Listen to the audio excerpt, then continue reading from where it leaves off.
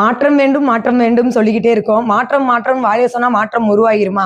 நம்ம மாற்றத்தை உருவாக்கணும்னு சொல்லி தான் நம்ம விஜய் அண்ணா நம்ம களத்துல இறங்கி மக்களுக்காக போராடிக்கிட்டு இருக்காரு.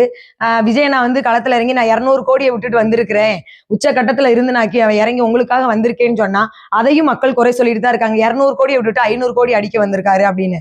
ஏங்க 500 கோடி அப்ப இப்ப இருக்க ஆட்சியில இருக்கவங்க 500 கோடி 1000 கோடி அடிச்சுக்கிட்டு தான் இருக்காங்களா? அப்ப அதை நீங்களே உண்மைப்படுத்துறீங்கல்ல. அப்ப 200 கோடியை விட்டுட்டு வந்து 500 கோடி அடிக்க வர்றாருன்னு சொல்றீங்க. அப்ப இப்ப இருக்கவங்க மட்டும் அப்ப வருஷ கணக்குல 500 கோடி 1000 கோடி ஊழல் பண்ணி தின்னுகிட்டு இருக்கணும். புதுசா வரவங்களுக்கு இடம் கொடுக்க மாட்டீங்க. அதையும் மீறி புதுசா வந்தா அவர் மேல இல்லாத பழியெல்லாம் சுமத்தி அவர் ஒரு தப்பான ஆளுன்னு சொல்லி முடிவு பண்ணிடுவீங்க. இதுக்கு முன்னாடி வந்த தலைவரை அப்படிதான் சொல்லி ஓரம் கட்டினீங்க. அவர் இல்லாததுக்கு அப்புறம் அவர் பெரிய நல்லவர் வல்லவர்னு சொல்லி இப்ப பேசிக்கிட்டு இருக்கீங்க. அதே மாதிரி இப்ப இருக்கிறவரையும் குறை சொல்லி இப்படியே ஒதுக்கி வச்சுட்டேன்னா எப்படி உலகத்துக்கு மாற்றம் வரும் கேட்கிறேன். கடைசி வரைக்கும் இப்படியே தான் எல்லாத்துக்கும் நம்ம அடிமையா தான் வாழ்ந்துட்டு இருக்க முடியும். பெண்களுக்கு ஒரு துளி கூட பாதுகாப்பே இல்லாத நாட்டுல தான் நம்ம வாழ்ந்துகிட்டு இருக்கோம். நாங்க ஒரு பெண்கள் துணிஞ்சு நின்று வீடியோ போட்டா அவங்களுக்கு பேட் கமெண்ட் பண்றதுக்கு முதலா வர்றீங்க. ஒரு பெண்களுக்கு ஒரு தப்பு நடந்துச்சுன்னா அந்த தப்பை கேள்வி கேட்கறதுக்கு ஒரு ஆண்கள் கூட போக மாட்டேங்கிறீங்க. பேட் கமாண்டு எவ்வளவு ஆண்கள் எல்லாம் பேசி போடுறீங்க. அதுல யாராவது பெண்கள் நாங்க பேட் கமாண்ட் பண்றோமா? ஆனா பெண்களுக்கு மட்டும் வேகமா வந்துடுறீங்க. ஆனா பெண்கள் மூலியமா தான் நீங்க பிறந்தீங்கன்றதவே மறந்துட்டு பெண்களை பேடாக பேசுறதுக்கு கிளம்பி வந்துடுறீங்க. ஒரு படத்தை எடுத்துக்கிட்டா கூட 2 வில்லன்கள் சேர்ந்துதான் ஒரு ஹீரோவை அட்டாக் பண்ணுவாங்க.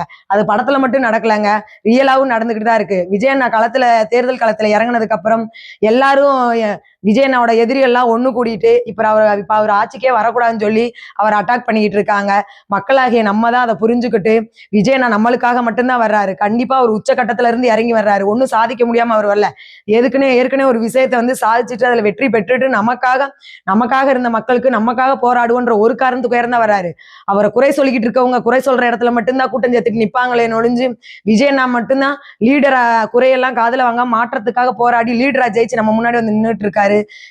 மாற்றம் வரணும், புதிய ஆட்சி பிறக்கணும் நம்ம காத்துக்கிட்டு இருக்கோம்.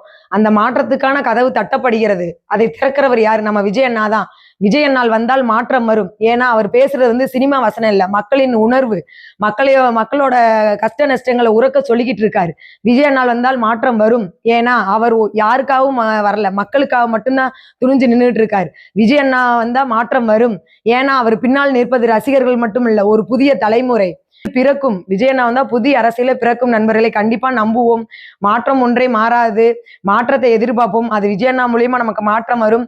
கண்டிப்பா பெண்களுக்கு 100% பாதுகாப்பு கொடுப்போம்னு சொல்லியிருக்காரு. அந்த ஒரு வார்த்தையை நம்பிதான் நானும் விஜய் அண்ணா கட்சிக்காக நான் சப்போர்ட் பண்ணிக்கிட்டு இருக்கேன்.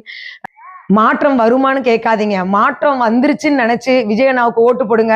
விசில் அடிச்சா வெற்றி நிச்சயம் அப்படின்றத நம்புவோம். நம்ம கட்சி தமிழக வெற்றி கழகம். நம்ம சின்னம் விசில் சின்னம். விசில் சின்னத்துக்கு ஓட்டு போடுங்கள். கண்டிப்பா வெற்றி நிச்சயம்.